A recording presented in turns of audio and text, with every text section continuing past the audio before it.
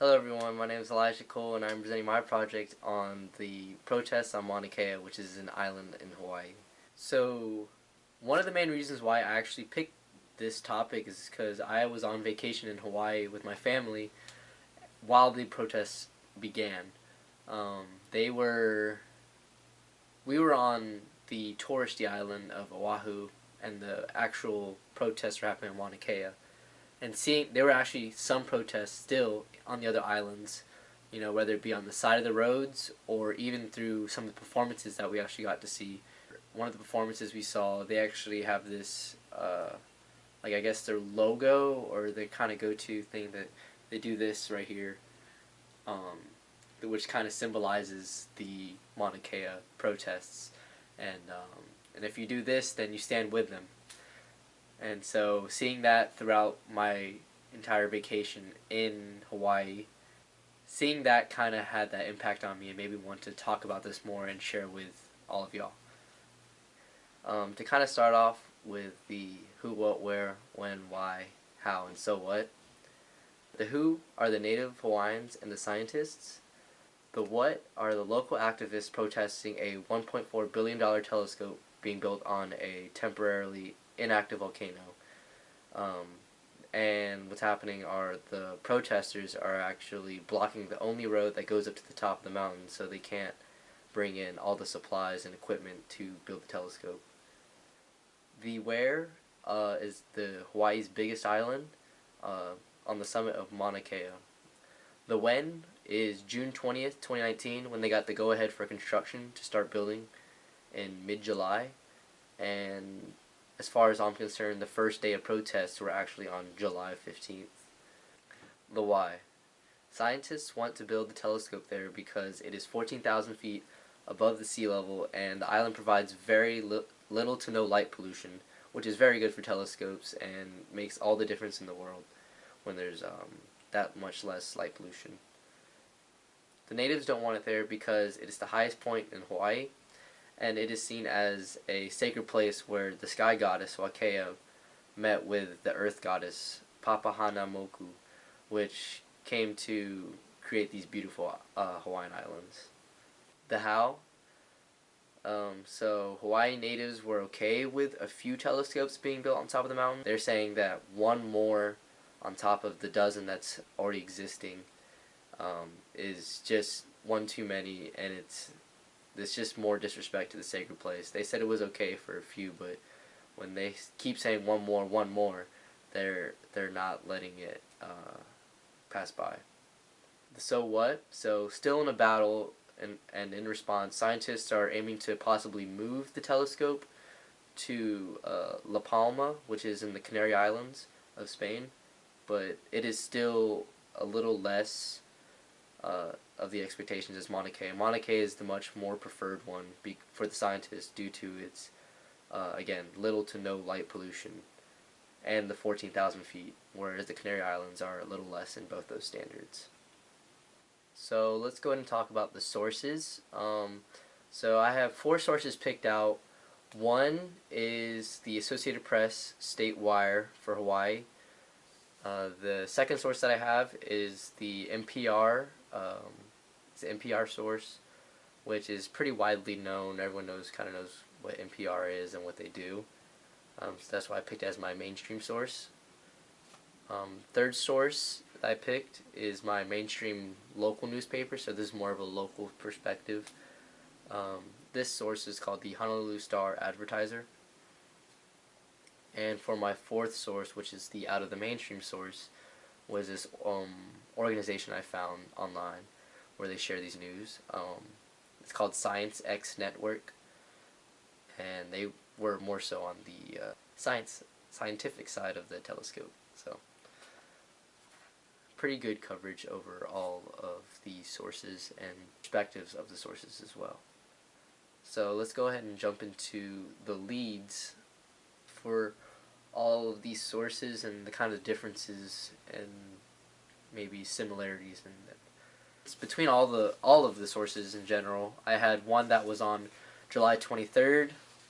One of the others, the second source, the NPR source, was actually published on July 15th, which is which was the first day of the protests.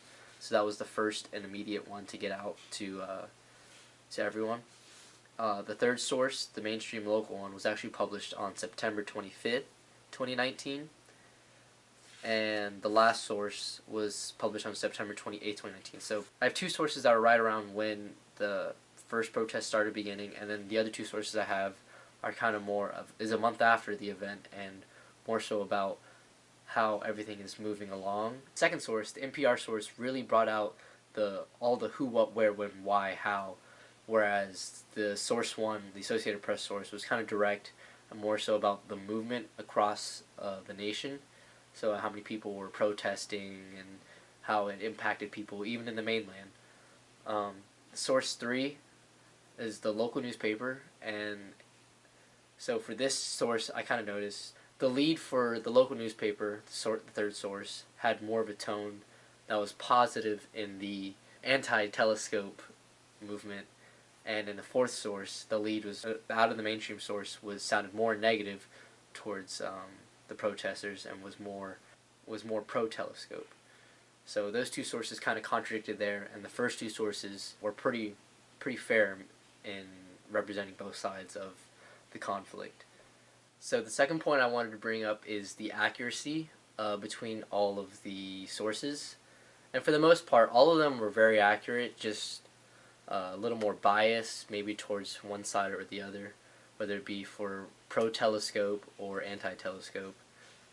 More specifically, in source 1, it was the most accurate with all the sources just due to the fact that it actually had, facts stated by actual people. So, for example, state officials said the crowd stood at 1,500 on Monday after swelling to 2,000 over the weekend. So, with this source, saying that, for example, is perfectly fine because they actually have the fact with whoever said it, so it's the support bringing it back. Source 2 didn't have as much official backup information. They kind of just threw numbers out, and so it kind of made it look unsupported.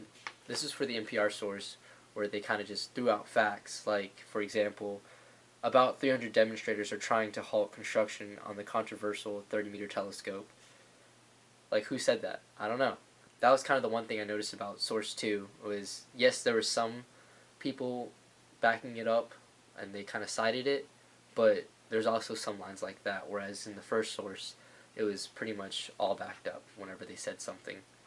Yeah, so for the third source, they had plenty of sources and polls and attributions, so they actually kind of almost overwhelmed me with how many different facts they had and how many different polls they had presenting throughout the entire paper.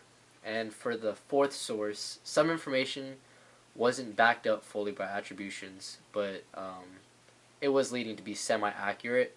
So compared to the rest of the sources, for the fourth source that was out of the mainstream, going through it, I had that impression of it being semi-accurate, and it was. There was some truth, and there was some that were like, I don't know if that's 100% true or not. Next thing I wanted to cover were the attributions and the multimedia presented within these sources. In source 1, the Associated Press source, it had 4 different attributions, but with no multimedia. This was a newspaper article that I pulled from Newsbank. It just had a very neutral tone throughout the source, so this was what I kind of mentioned earlier, where it presented both sides. It was 2 attributions on the government side and 2 attributions on the scientist side, so they kind of collided and they had a fair representation of this conflict. In source 2, the NPR source, they also had 4 different attributions, but this time they had 3 images and they were all cited for multimedia. Which is kind of why I like the NPR source, because it was a more user-friendly source for myself. Also with the NPR source, they had a very neutral tone throughout the entire publication, and they represented both sides of the conflict pretty evenly. Not as much as the Associated Press one, but they did cover both sides pretty fairly. And for the third source, the mainstream local newspaper, they also had 4 different attributions. All of the sources had 4 different attributions, just with pictures and polls and others that separated them. Another thing that I noticed with the local newspapers, they actually had the most information as far as polls. So as far as I'm concerned, I'm sure this local newspaper went out to the local city around Mauna Kea and actually got people to take these surveys. The tone of this source was kind of more anti-telescope, given that it's the local newspaper, so they're obviously very with the movement of the people living there first for Hawaii. For source four, the out of mainstream source, the Science X network source also had 4 different attributions, and they had 3 different images for multimedia. The tone of this source was actually more towards the scientists, given the background of what they talk about on this organization. So to be more pro-telescope was a good perspective to kind of balance out from the local newspaper source that I picked out. So in conclusion, I kind of just want to reestablish, I think, what source was the best, and by far it was the Associated Press article, just because everything that they said was backed up by a actual source. So when they have all of that combined, it just kind of stumps over all of the other sources. I don't think there was a bad source. All of the sources were pretty fair across the board, and just with different perspectives and tones towards the conflict. So I'm going to say there were no bad source out of all of them. My favorite source is the NPR source because of the multimedia, and while it representing both sides of the conflict very fairly, it kind of gives the reader his or her decision to choose which side to be on for the telescope, while it being very easy to read and very fun to read. I think my least favorite source was the mainstream local newspaper, just because it had so many facts and polls that I kind of really just didn't really care about those numbers as much.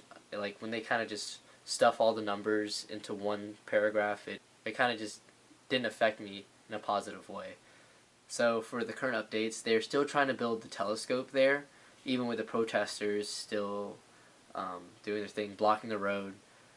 They've kind of come to a stalemate almost. Okay, so I'm not sure what's going to happen next, but I hope that it gets resolved very soon. Thank you guys for watching my current events project. I hope you guys have a better understanding of the Mauna Kea protests. Thank you guys. Have a good day.